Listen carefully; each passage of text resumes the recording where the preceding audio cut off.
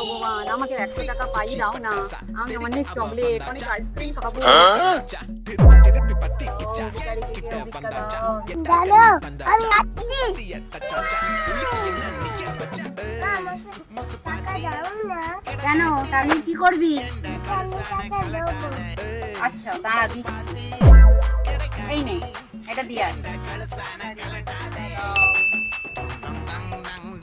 হ্যাঁ, 50 টাকা?